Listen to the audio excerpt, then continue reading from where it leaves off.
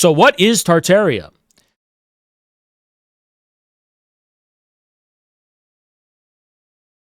Now, Tartaria is... so I introduced you briefly to the idea of the mud floods and the kind of just the vague folkloric notion of lost civilization, a lost kind of world empire that some of the things we associate with modern civilization, strictly speaking, electricity and mechanical civilization and technology. No, there was a lost civilization that had all of that, right? So this is the kind, there's so many interesting cultural, unconscious dimensions of the Tartaria idea, right?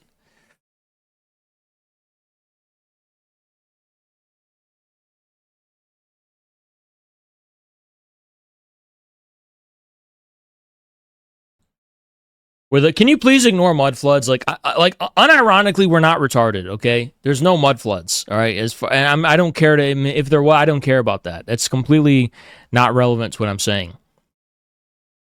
Okay, I'm telling you the folklore. It's a folklore. Okay, it's a legend. It's a myth. But there's a truth behind the myth, and this is what I'm trying to explain.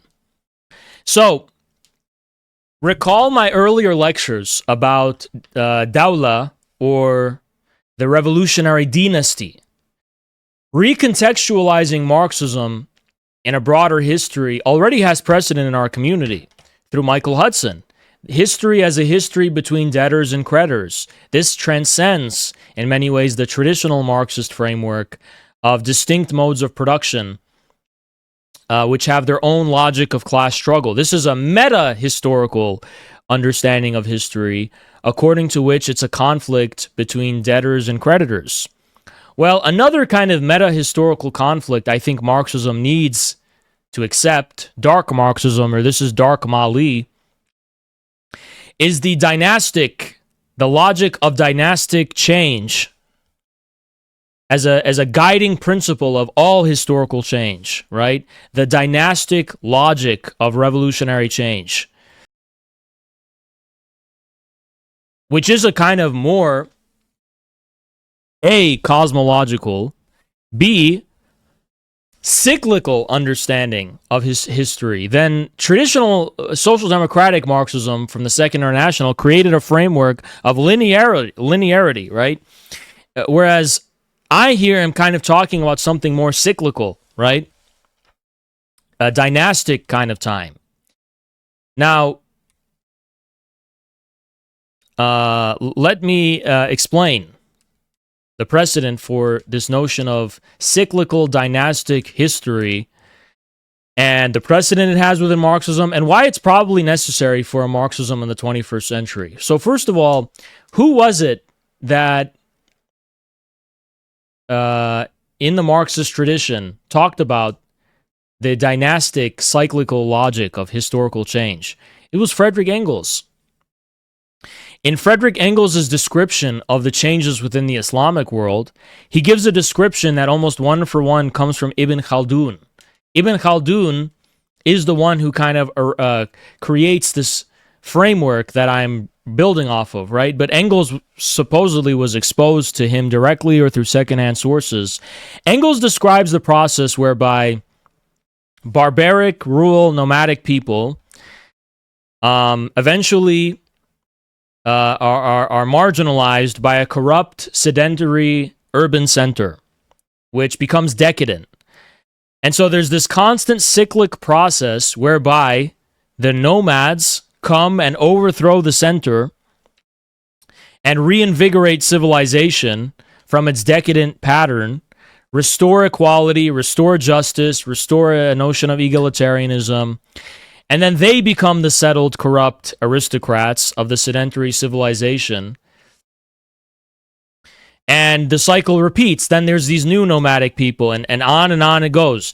And this was kind of Engels' way of explaining why Asia fell asleep during history.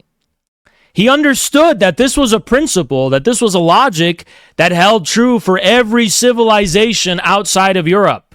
He recognized that. But it was his way of explaining why Asia did not have history. Because it was stuck in this trap that was described by Ibn Khaldun. Now, Khaldun's description is a little more specific.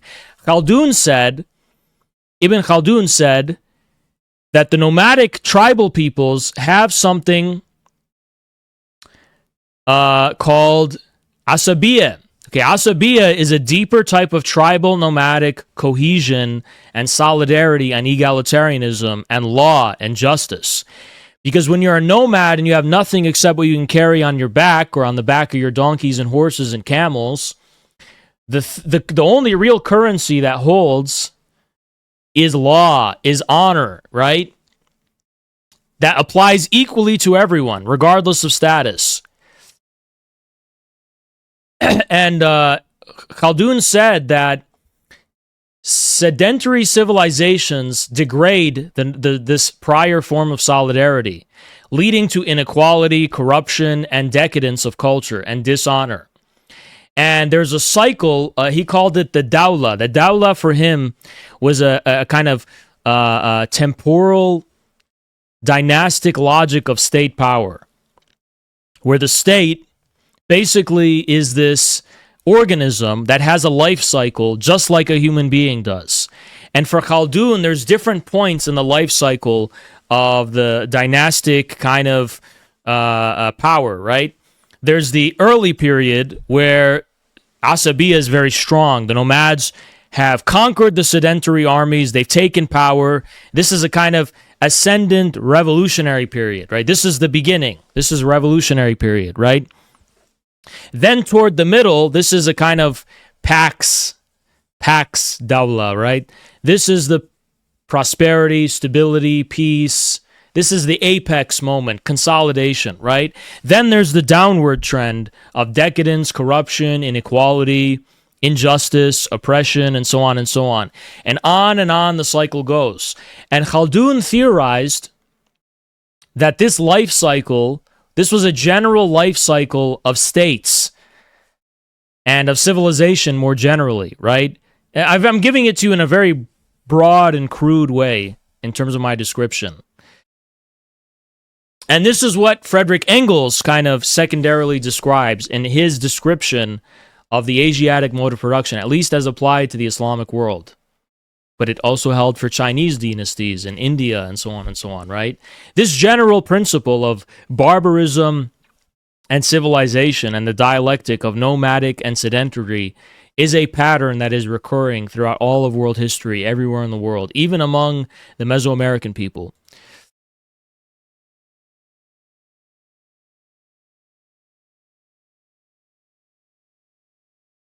So, now, why does Marxism need to expand on this? The reason Marxism has to expand on this is because classical Marxism only regards world history to be as the norm, this kind of process beginning in ancient Greece and culminating in 19th century England.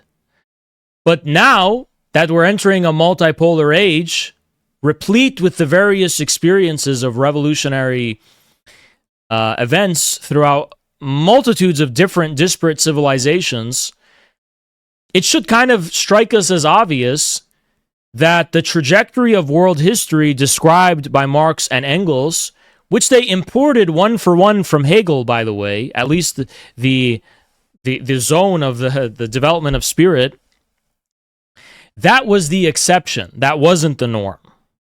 That was not the norm of world history. So the question is there a lost lineage of world history where there is history? It's not just an endless stasis. And the truth is, yes, there was a world history of Asia. And it's at a larger scale, and it's far more magnificent and brilliant and deep and powerful. So much so that Europe was a reflection, merely a kind of subjective articulation of something happening in the beating heart of Eurasia, which Europe consigned to the dustbin of a lost history. This history is a sacred history. It was lost. It was lost because it was not regarded as meaningful, but it remains meaningful at the unconscious level of global civilization. It's a sacred history. This is what I mean by sacred. It's indescribable at the level of conscious, rationalistic kind of European enlightenment. But it's still here, right? So this is what we have to talk about and recognize. And before we start with anything, that is Tartaria. That is Tartaria. Tartaria is the lost modernity and lost history of mankind. Because the process of the step sedentary dialectic was not an endless cycle for Eurasia. It culminated in a final principle. What was the final principle? The final principle was the world empire of Genghis Khan. That was the final principle. After Genghis Khan, it was Tamerlane who turns this notion of world empire into an imperial principle. And this imperial principle serves as the foundation of the world-defining empires, the Mughals, the Safavids, the Ottomans. All of them are post-Timurid empires that are in their own way articulating like Kojev's universal and homogeneous state in these different distinct forms based in these different lineages of sacred history. But they considered themselves empires of the end times, empires that will safeguard world history until finally the eschaton arrives. So for the Safavids, they are entrusting the world, Iran, right? For them, it's the world history as Iran, right? This is why they had this kind of nationalism of the Cyrus the Great and so on, right? Sasanians and so on, Sassanids. But the idea is that the Mahdi, until the Mahdi arrives, the shadow of God on earth is the Shah. So the real Safavid flag, it's the lion with the sun and the sword. That lion represents the shadow of God on earth, a kind of custodian entrusted with watching over the earth until the arrival of the Mahdi, right? So Safavid Empire was an eschatological empire, okay? The Ottomans had their own eschatology of Rome and of the Mahdi and so on in the end times, especially the late Ottoman period. Also Russia. Russia was an eschatological empire under Muscovy. And these are all post-Mongol, post-Timurid kind of end of history, but not really end of history, end of times, ontological end times. So even more profound than the Fukuyama end of history, right? And so this is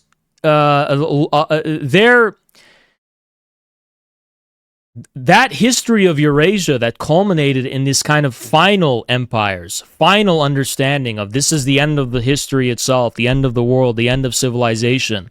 In some sense, that is Tartaria. That is what Tartaria really is. Tartaria is not a particular empire. Tartaria needs to be juxtaposed to kind of this liberal bourgeois cosmopolitanism, where we have, you know, that symbol of there's one world with the grid and everyone's holding hands. It's this kind of abstract, open plane. Tartaria occupies this dimension of abstraction, but it's the antipode of bourgeois globalism. Tartaria is a recognition that all world history bends in a final, yes, universal conclusion, but it bends in the specific direction of a specific determination of world civilization, integrating a specific trajectory of world history that, yes, in some sense, it's teleological, it's eschatological.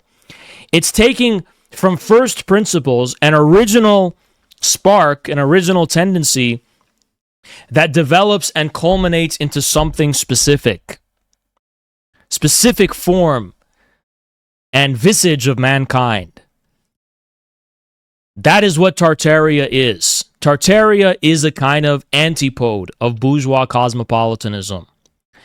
Tartaria is an enclosed, it's not really an imperial principle as much as it is the immortality and eternity of... What I will define Tartaria directly for you. Tartaria is the full and total integration of all world history as guided by a unifying imperial principle.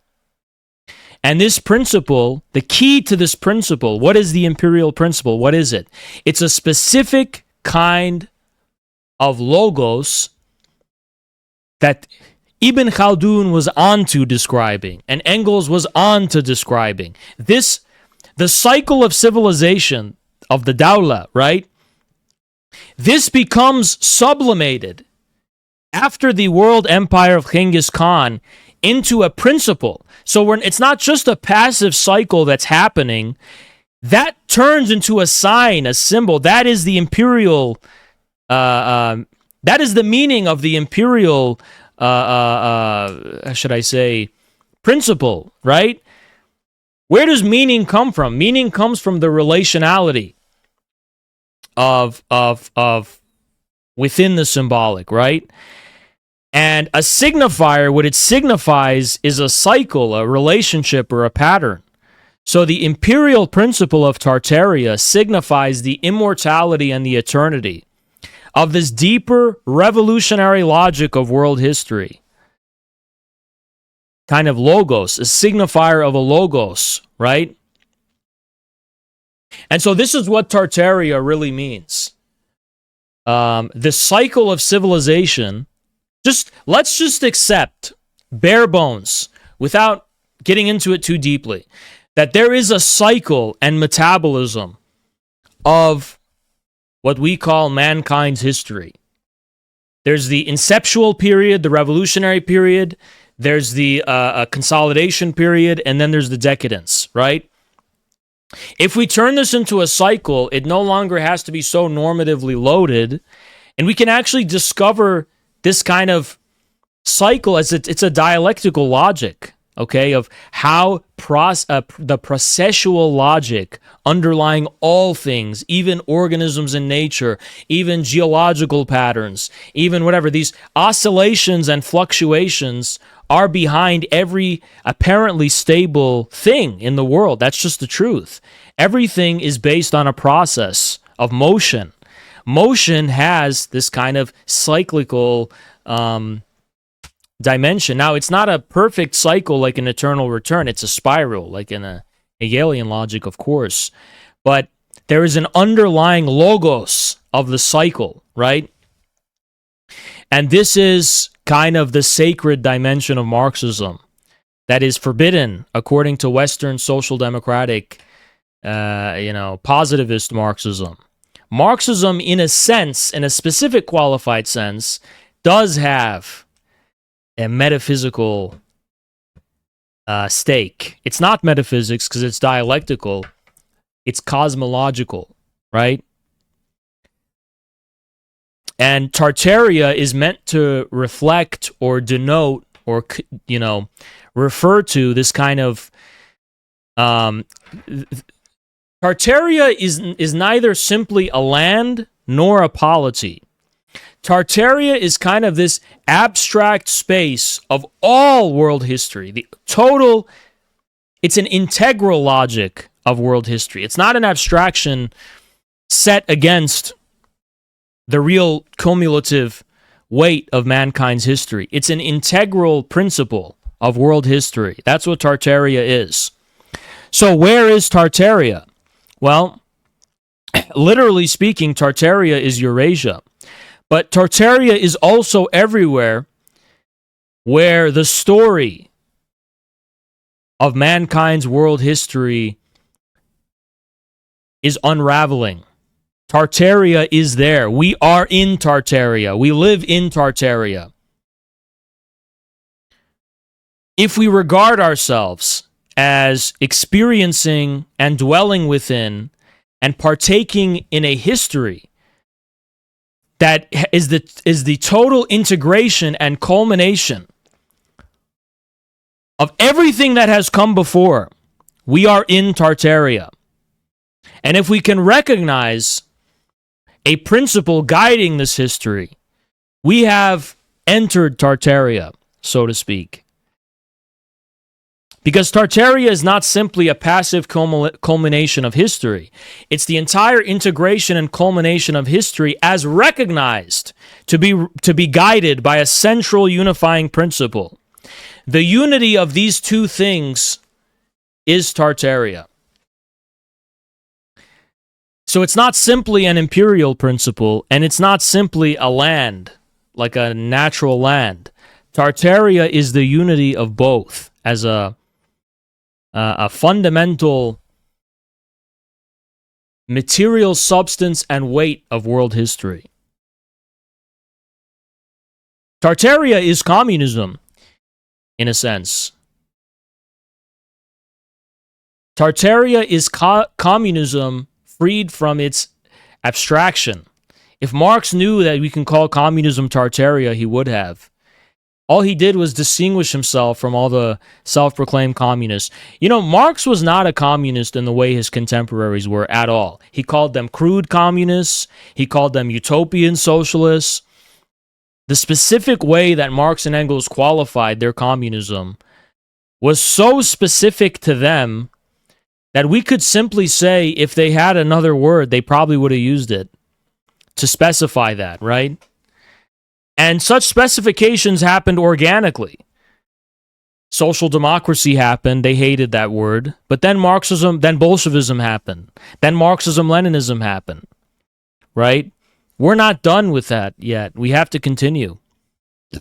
Now, Tartaria must remain a meme.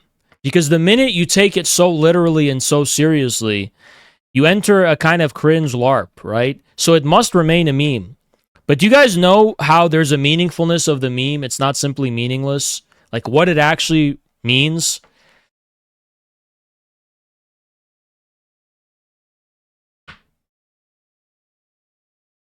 Tartaria is that the movement of history is not blind. Now, I'm not done yet talking about Tartaria, because to truly understand Tartaria, you have to go to Alexander Kojev and his understanding of the universal and homogeneous state. Now, for Alexander Kojev, the universal and homogeneous state was the culmination of all modern history, and history itself, according to the Hegelian.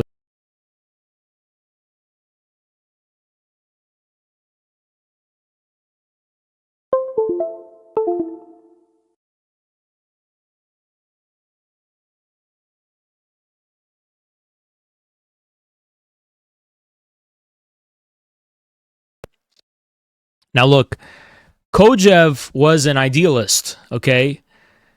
So he was drawing from a Hegelian comprehension of the end of history and of world history itself, which for him culminates in the universal and homogeneous state. Kojev understands world history to be a struggle of domination of man over man, master-slave dialectic, but a process that resolves itself in an understanding of man's recognition of what he truly is.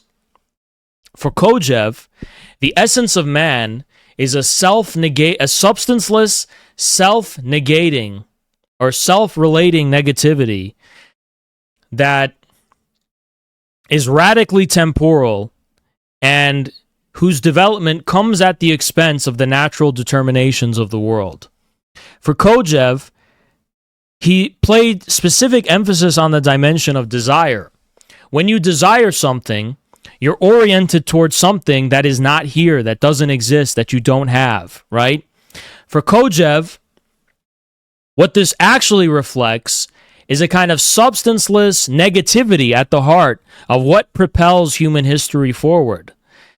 That we can never find satisfaction in substantive determinations that we inherit from nature, because our true essence is this kind of pure, abstract negativity, this constant negation of nature, right? So this was why Kojev regarded the universal and homogeneous state to be the culmination of world history. Because in the very bureaucratic emptiness of the modern state, the pure form of the law and of right, absolutely indifferent to the various races and cultures and specific features of mankind. That is humanity, according to Alexander Kojev.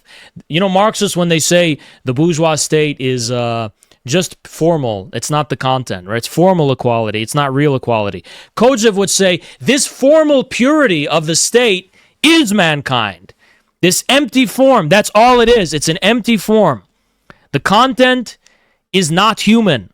It's something that is the loser of world history, right? So Kojev has this vibe to him where he's like, he helped contribute to the EU. And Kojev regards the end of history to be the rise of Americanism. And then Kojev is very pessimistic in his step forward about how he speculates the man under the end of history. He says man will become an animal because all of our rights are being recognized by the universal and homogeneous state. So there's nothing to live or die for anymore. We don't have to prove our humanity anymore through war because the universal and homogeneous state attends to our real ontological humanity.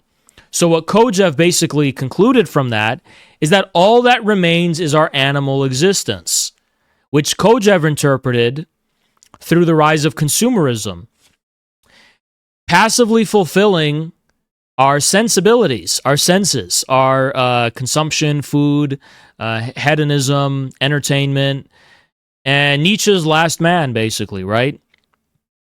The spiritual dimension of mankind is already satisfied. So all that remains is just passively attending to our animal side, right? Which is just the kind of pass. So Kojev, of course, didn't live to see Gamergate. So he was so wrong.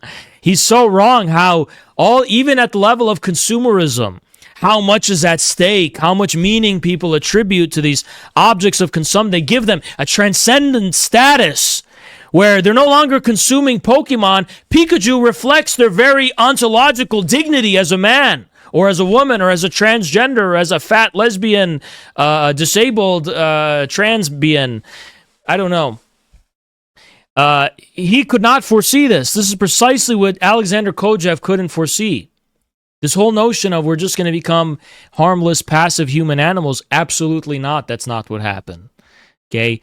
Instead, the dimension of zero-stakes consumerism became a site of battle and struggle again.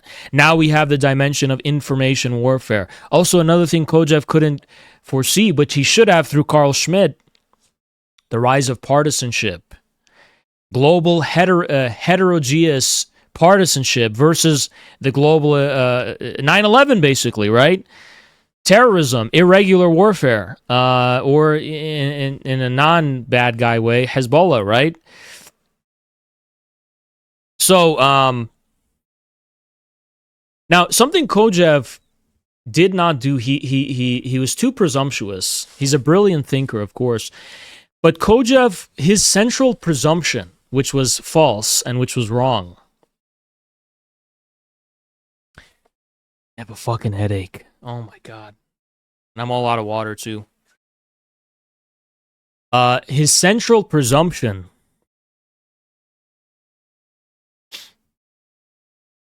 was that, guys, honestly, I'm not even gonna lie, like, support the stream for sure. Like, straight up, guys. I went out an arm and a leg for y'all. I'm literally dying right now. Anyway, for you can wait though. You can wait till I'm done.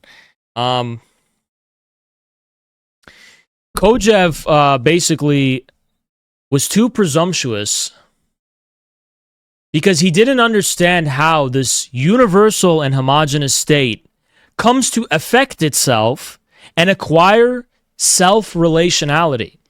So my essay about Alexander Kojev and the Russian special military operation was exactly about this that I submitted to Red America. The universal and homogeneous state is not simply a passive receptacle of universal recognition. It itself becomes a thing that must relate itself to itself. And how does that happen? Through Bolshevism. Kojev collapsed the Bolshevik Revolution and the French Revolution. Wrong. The Bolshevik Revolution and the Chinese Revolution were delayed, meaning they did not have a real bourgeois revolution of the pure form of law and universal state. They had to regard the universal state itself as an aspirational object to fulfill and achieve within this wider schema of achieving communism. But in doing so, they came to regard the universal and homogeneous state as a determinate thing. And this temporal historical lag created a logic of self-relationality of the universal and homogeneous state in communist states that did not exist and does not exist in liberal democracies. Only recently we have this thing, the paradox of tolerance. How do we... now the West is starting to think about that, and it's affecting the West for sure. What is the content of liberal democracy? But this is something directly the Bolsheviks and the Chinese had to deal with, because they had to create a universal and homogeneous state intentionally in order to kind of create a scheme of stages where they will eventually succeed at, right? Amila, what's up? So, put it this way. The universal state was a byproduct of bourgeois enlightenment and bourgeois revolutions. But for the Bolsheviks and the Chinese, it was an intentional goal that they gave parameters and definition, and thereby created a logic of self-relationality. And this logic is precisely the distinction between proletarian dictatorship and bourgeois principles of statehood. Because in the relationality, self-relationality of the universal and homogeneous state, the communists rediscovered Tartaria. They rediscovered Alexander Nevsky. They rediscovered Ivan the Terrible. They rediscovered how their own history is a battleground, replete with meaningful determinations. Phil Foe, once you take... See, you know my problem with the traditionalists like René Guénon and Julius Evola? The problem with them is they create a dichotomy between abstract bourgeois emptiness and the wealth of particularity and substance and content. But the only way to reacquire substantiality and materiality and culture and determination and particularity, you don't oppose some kind of empirical substantiality versus abstract bourgeois law.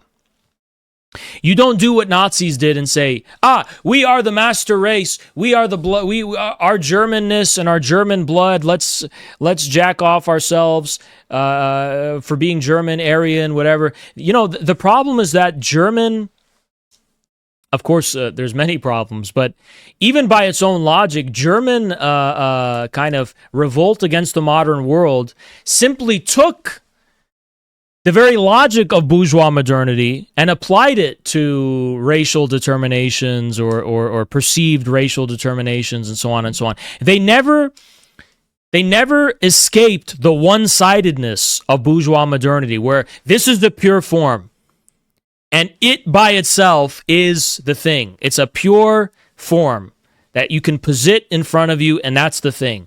Now, they turned that into the Aryan race and the Germany or whatever. But the real way to return to the sacred and the sacred cosmos is to, yes, accept the abstractness of modernity, accept that, and then simply insist that it's consistent with itself. Give it a dimension of relationality, and thereby restore to it the dimension of the logos. Once you do this, suddenly there are other patterns and relationships across history that illuminate the determinations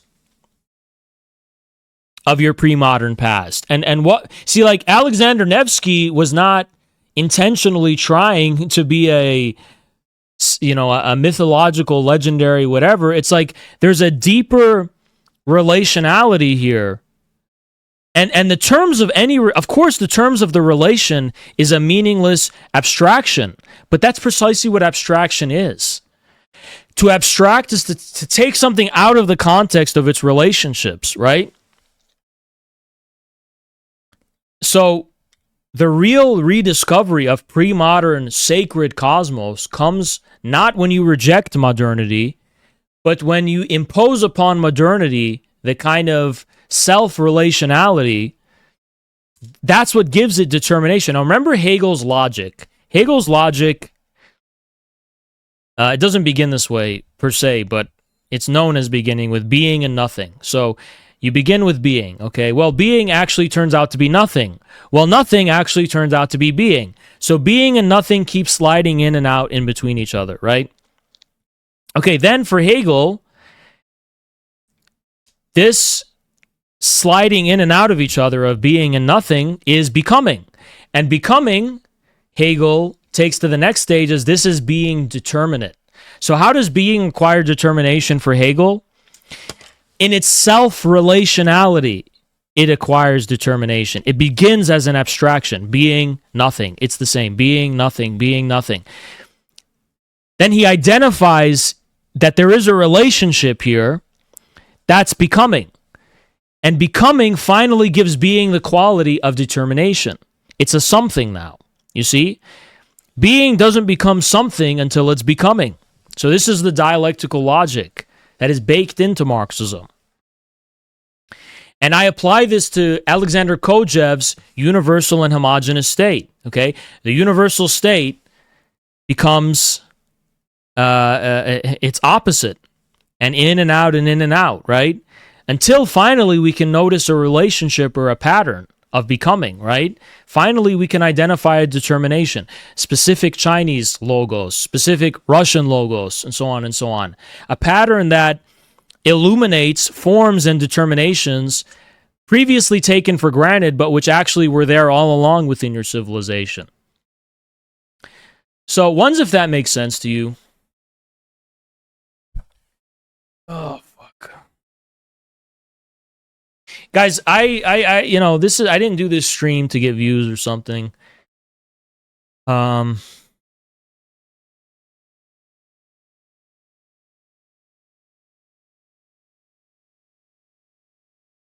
you guys have no fucking idea what I'm talking about. All right, well, whatever. Worth a shot, at least. Fuck. Barnaby with the 5. What's up, bro? Appreciate you.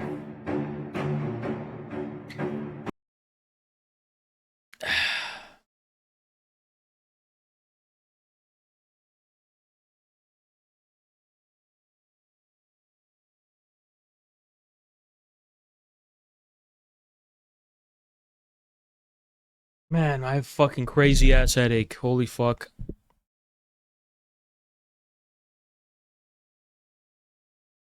So, look, Tartaria is the universal and homogeneous state that finally acquires particularity, if you want to think of it in that way. And it's kind of post-Kojèv Marxism. John, what's up? Dark Marxism, right? The whole purpose of dark Marxism is, think of Kojèv's universal and homogeneous state. Scotty, appreciate you, man. Think of Kojèv's universal and homogeneous state, and think of that as the ultimate source of light and illumination. Kojèv's universal and homogeneous state neglected and ignored the dark dimension. Dark Mali is the dark side of the universal and homogeneous state. What is Tartaria? Tartaria is a shadow empire of the universal and homogeneous state. Repeat after me. Tartaria is the shadow empire that follows the universal and homogeneous state. It's a shadow empire. A shadow empire that can only be illuminated by a red star. By the star of Pravda clenched out of the hands of Krivda, right? For as long as Pravda's star is stolen by Krivda, right? Tartaria is a shadow empire. Only the red star illuminates Tartaria. Do you understand?